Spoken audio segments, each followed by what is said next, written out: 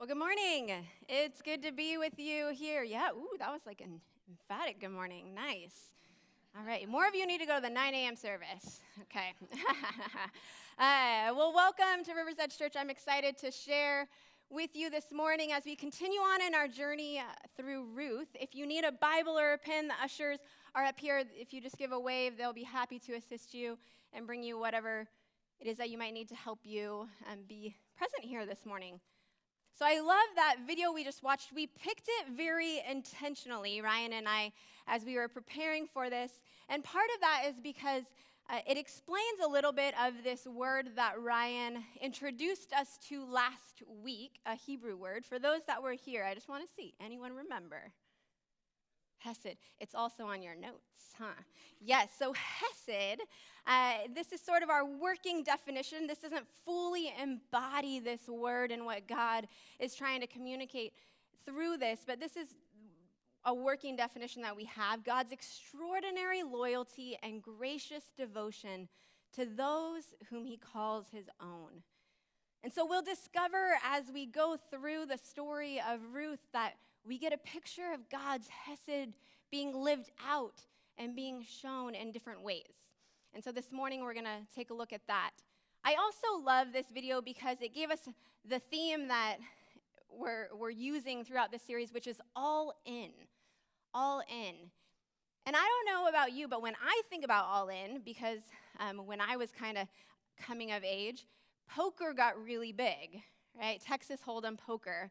And so when I think of all in, I think of that moment when this person, maybe they have like 2 chips or maybe they have like 20 chips or something like that, but they bet it all on one hand. And I don't know if you ever have watched poker on television. That's what we did in college. It's a very like dramatic moment where they're like, I'm all in, and they just push their chips in, and the chair falls back, and they stand up, right? And then they're like sweating. Sometimes they can't even look at the cards as like it's coming out, and they're just like, I don't know, right? It's a very dramatic this experience. Now, maybe some of you are like, I have no idea what you're talking about, because when I hear that, I think of this idea of being exhausted or worn out or spent, which actually is originally how this phrase was known as. And the poker craze kind of is what changed it. So I read this article recently, and it explained it like this. Thanks to the Texas Hold'em craze of the 1990s and 2000s, the public's appetite for new forms of dramatic hyperbole, the poker version of the phrase all in, came over into the general use of how we saw that, right? So the all-in moment in poker is a thrilling win or lose everything crisis of dramatic clarity. You've wagered all you've got, giving your fate over to the cards, and you can't go back out again. The all-in moment is a thrilling win or lose everything crisis of dramatic clarity.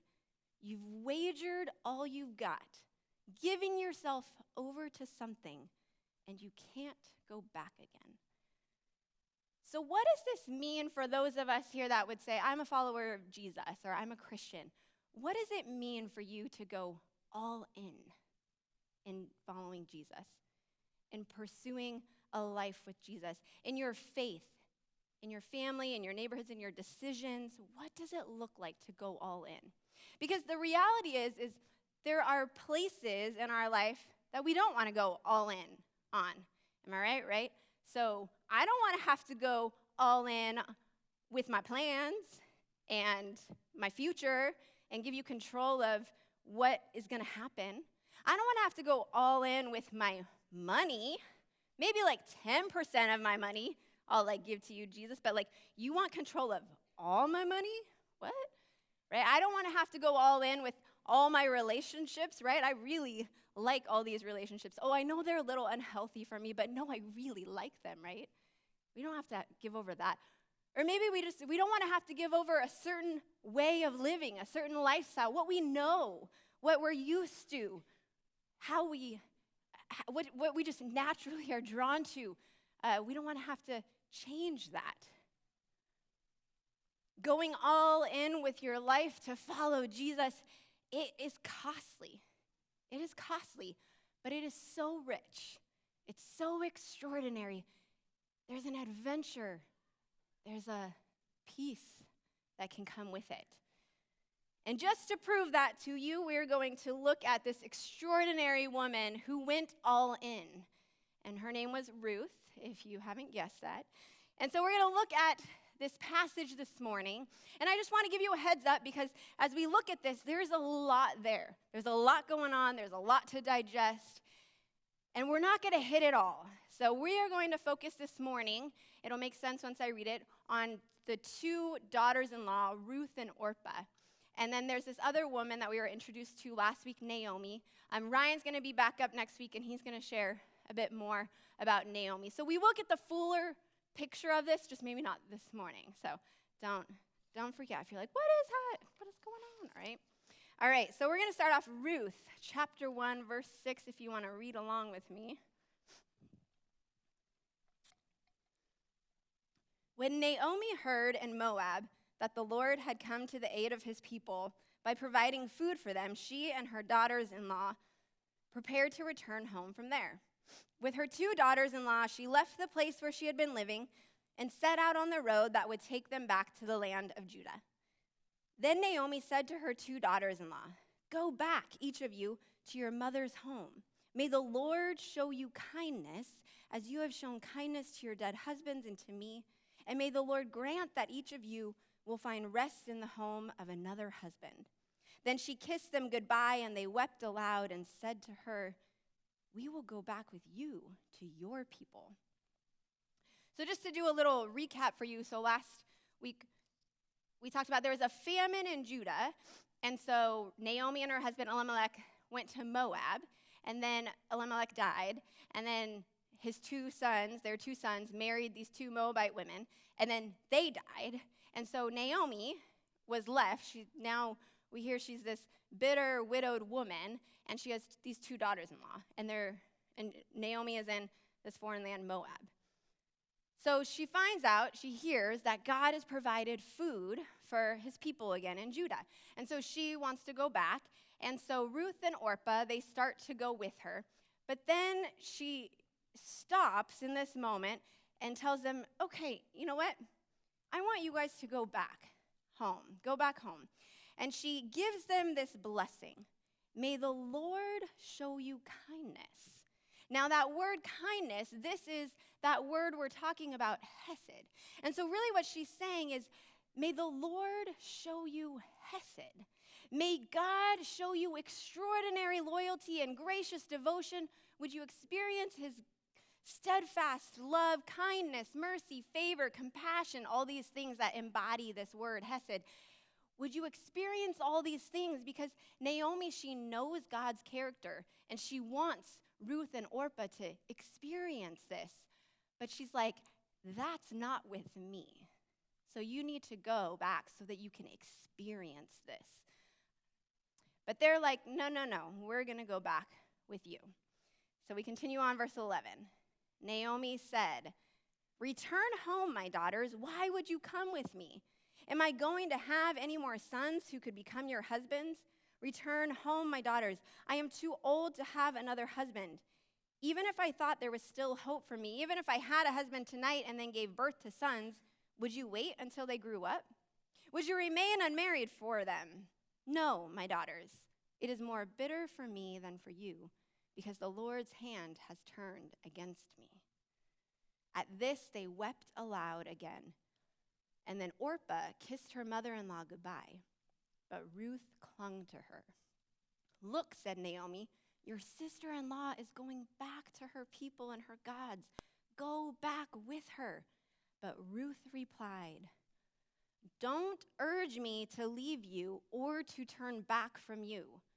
Where you go, I will go, and where you stay, I will stay. Your people will be my people, and your God, my God. Where you die, I will die, and there I will be buried. May the Lord deal with me, be it ever so severely, if even death separates you and me." And when Naomi realized that Ruth was determined to go with her, she stopped urging her. So three times to Orpah, and then a fourth, again, once Orpah leaves to Ruth, Naomi is pleading and urging with them, go back home, right? She wants them to experience God's hesed, and Naomi is convinced that the way that they are going to do this is by being apart from her in Moab. Now, Orpah, she ends up staying in Moab. So she had like a 50-50 shot here, right? Orpah stayed.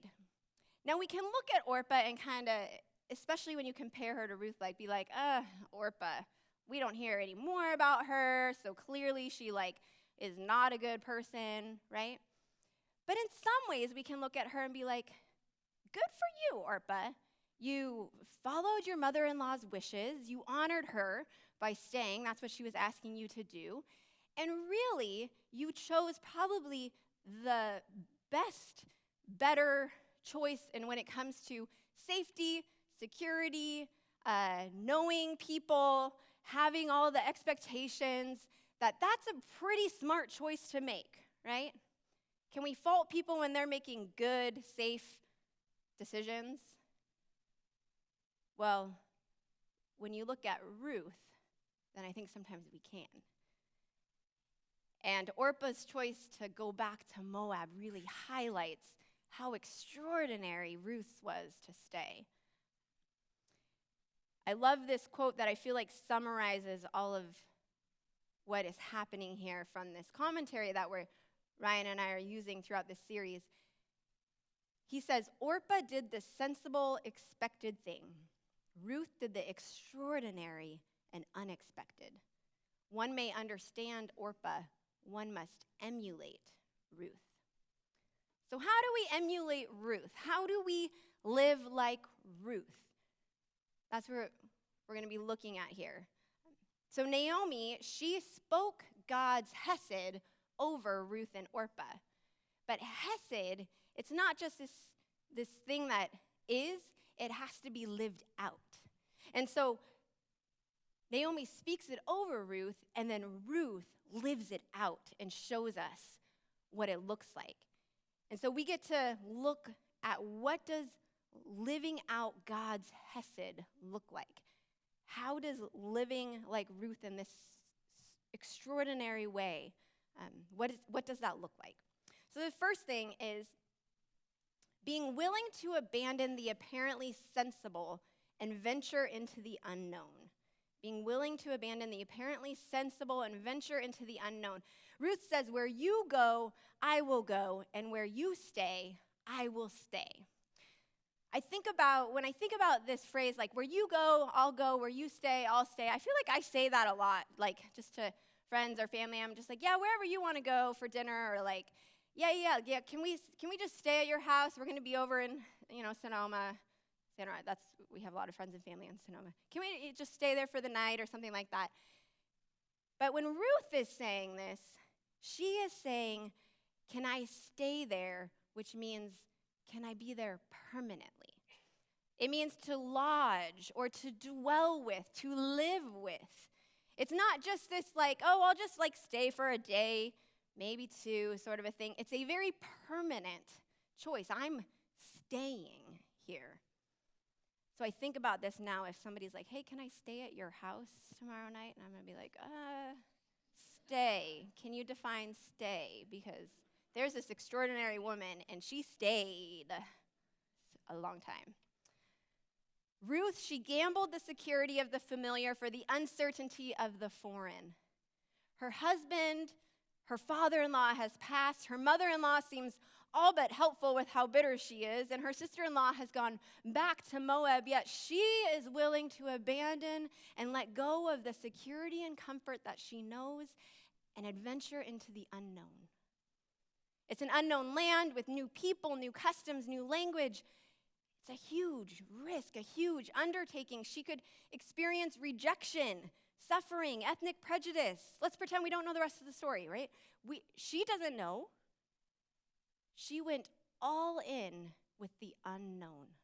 She went all in with the unknown. There was this phrase I like to use when I would lead mission trips to various places. And I would say, because people would be always asking like, okay, what are we going to do next? And what's happening tomorrow? And can I get a schedule? And I would say, you will know what you need to know when you need to know it. That's what I would say to them. And some people, you're like, oh, okay, like I'll know what I need to know when I need to know. Oh, so that's like this fun adventure, right? I'm like that. I like adventure. So I'm like, yeah, sign me up, which is, it's a surprise every day, right? Others of you are like, oh, you'll tell me what I need to know before I say yes to whatever it is that we're going to be doing, right? Well, part of why I would say this and what I've experienced and seen in doing this is that oftentimes when people knew what was going to happen, they had more time to build up fear and anxiety and questions and even sometimes just not do it. But when there was this moment of just like, all right, here we go, we're all going to go cliff jumping, and we never went cliff jumping. But if, whatever it was, they just say, hey, this is what we're doing now. There was no time. It was just sort of like, okay, yeah, this is what we're doing. And they were just like jumped in, and then they experienced this amazing opportunity because they were unwilling, because they were willing to give in to the unknown. Sometimes when we know things, we can actually become limited. I was a missionary for the first 8 years out of college, and just like with any organization, there's opportunities to move up and promote and get paid more. When you're a missionary, that means you have to just fundraise more to get paid more. So support missionaries. So I'd been asked to promote and to move up, and I felt like Jesus was saying no. And Matt and I, my husband, we prayed, and I sought some spiritual counsel, and it was actually, Jesus was like, I don't want you to take this job, and I also want you to leave. And I was like, you want me to leave everything I've known since graduating college for 8 years? And I was like, okay. And I was like, all right, what's happening? All right, what are we doing? And I was like, I don't know. And I was like, okay. So I told people that I was going to leave, and then like a couple months after that, we found out I was pregnant, and we lived in Sonoma County. You can't live off of one income in Sonoma County. So here I was, no job, pregnant, had no clue what I was going to do. And I had these conversations with people that went a little like this. They'd be like, oh, I hear you're leaving. Yeah. Why are you leaving? Jesus told me to. Oh, what are you going to do next? I don't know. Oh. And I was like, and they're like, that doesn't seem like a really smart idea. And I was like, oh no? I was like, well, it seems pretty smart to me if Jesus tells me to go somewhere to go, And they're like, yeah, but, but if you don't know what you're going to do or you don't know what's going to happen, it's like, but I just got to trust Jesus. Yeah, I don't know, but this is where Jesus is taking me. Part of living like Ruth is saying yes and willing to live in the unknown. Part of going all in is giving up the control to know everything, have all the plans, see it laid out for you. And sometimes when we live like this, when we live in this kind of extraordinary way, then people around us in the world might look at you and say, that's not a good idea. I don't think you're making a smart choice. Orpah did the sensible, expected thing. Ruth did the extraordinary and unexpected. One may understand Ruth. One must emulate. One must understand Orpah. One must emulate Ruth. One may understand Orpah. One must emulate Ruth. Another thing Ruth showed us about how to live this extraordinary life is the way that she expressed a deep, genuine concern for others beyond what was expected. She said, your people will be my people, and your God, my God. Where you die, I will die, and there I will be buried. In verse 8, Naomi, she tells Ruth and Orpah, she says to go back to your mother's home. And so there's a couple things we learn here. One is that they have a family. So Ruth has a family. And also by implying the mother's home, it's implying and noting a place. The mother's home is where you made preparations for marriage. And so Naomi is saying, hey, go here so that you can be prepared to have another husband and to build another family. And we know that this is important to Naomi because she goes on to say, would the Lord bless you in the home of another husband? But what Ruth does is she flips it around and she completely redefines what is important and valuable in relationships and family. It's a little different than how Naomi looks at it. After Orpah left, it says Ruth clung to her. Ruth clung to Naomi. This word clung, it's the same word used in Genesis when it refers to a man and a woman clinging together in marriage.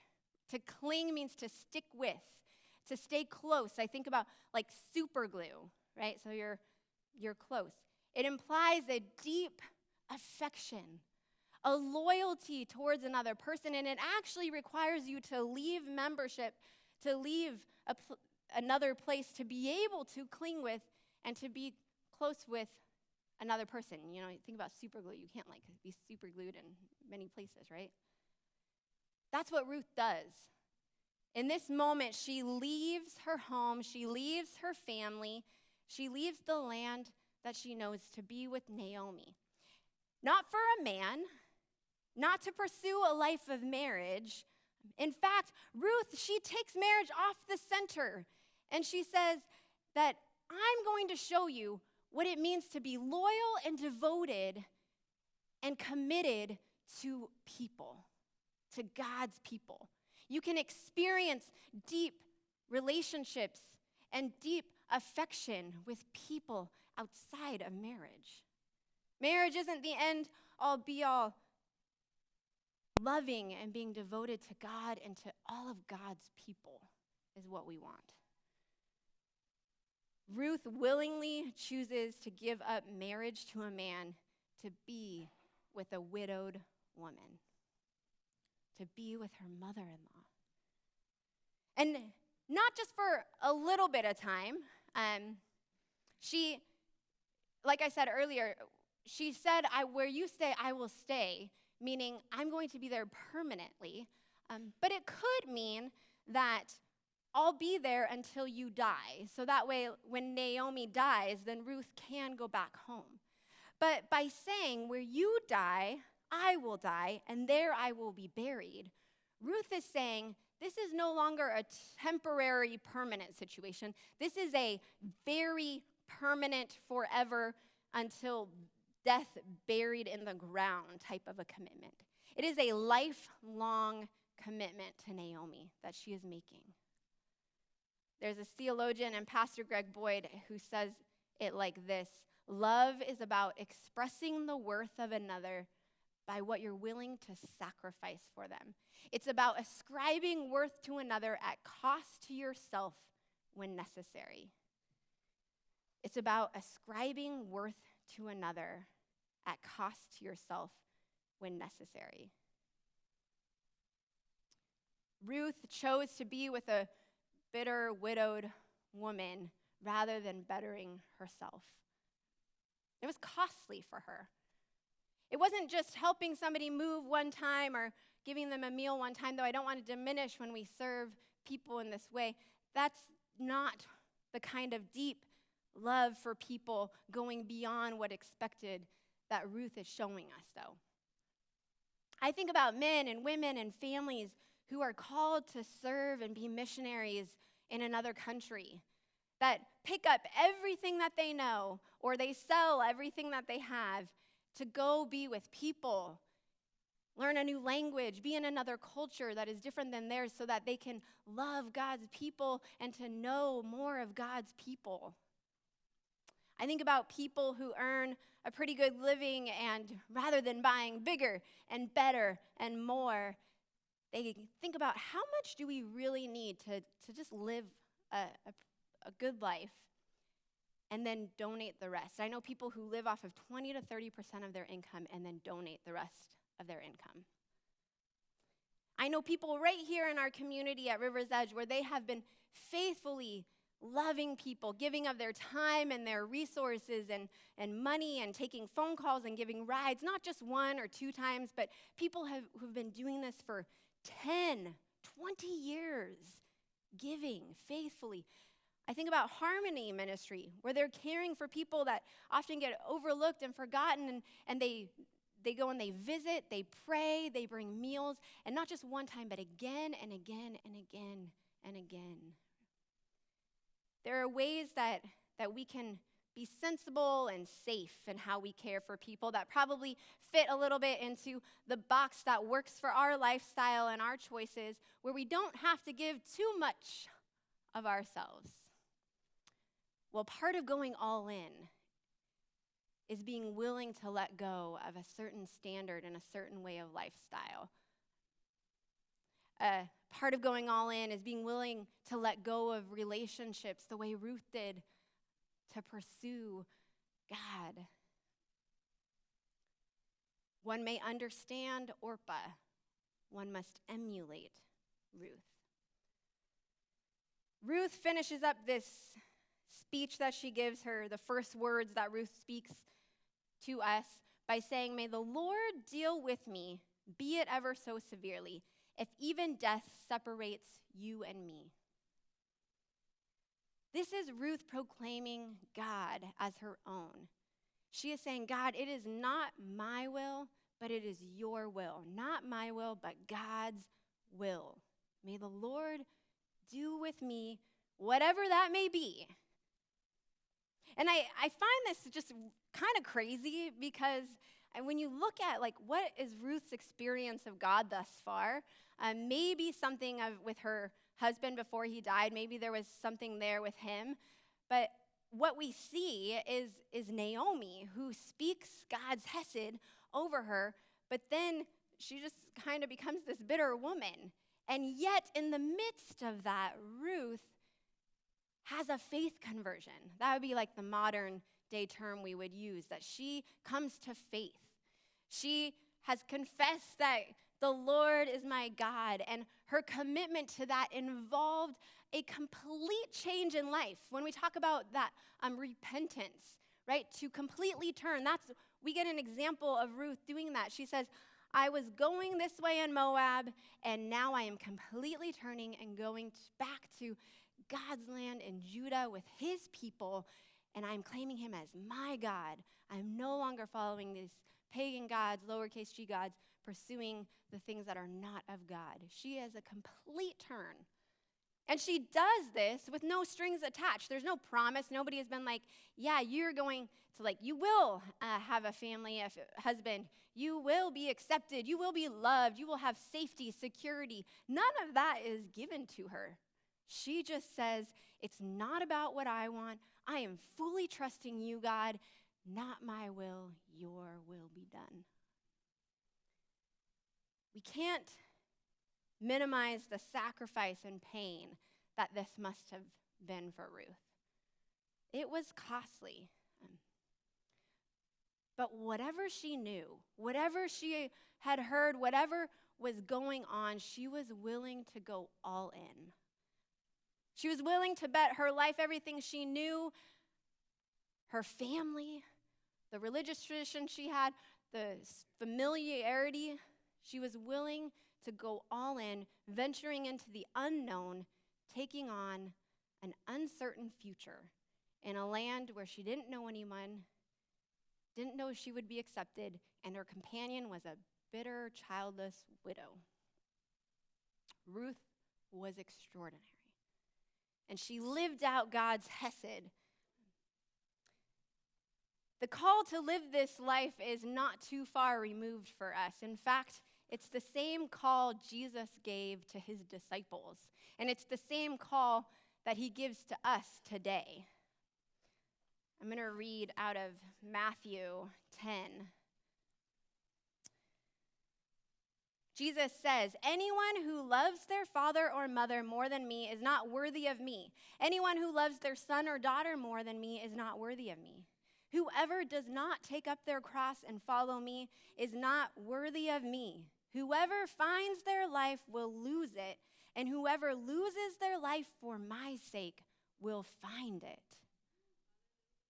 To be a disciple, to be a follower of Jesus, to live like Ruth, you have to go all in. You have to be fully committed. You have to live this extraordinary, loyal, graciously devoted, faithfully loving life that is for the sake of God's kingdom. And like Ruth, you can't look back. Just like in the game of poker, you can't take those chips back. When you go all in, don't turn back. It's costly, it's dramatic, it's extraordinary. You have to give over trust, control, relationships, maybe even things you didn't even know. There's a lot of unknowns. But there's an extraordinary, loyal, and graciously devoted and steadfast, loving, committed God who knows you and loves you deeply, that wants to bring about hope, peace, and restoration that you're not going to find anywhere else. Ask anybody that knows and follows God, their story. They're going to say, yeah, I looked everywhere else, and this is the place. This is it. So my question for you today is, will you live a life like Ruth? Will you live out God's extraordinary, loyal, gracious devotion, love to people? Will you be willing to live in the unknown and go beyond what is expected and say, God, not my will, your will be done? I believe that when we hear God's word, then we have to respond to God's word. Can't just let it float away and just go on our merry life.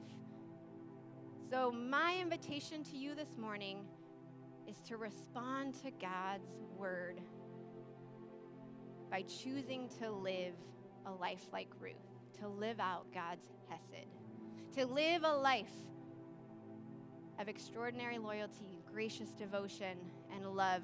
I have these cards. There's a couple tables up here. There's a couple tables in the back in a minute. I'm going to invite you to sit and ask God, what's holding me back? What's keeping me from wanting to go all in? If there's anything. And then if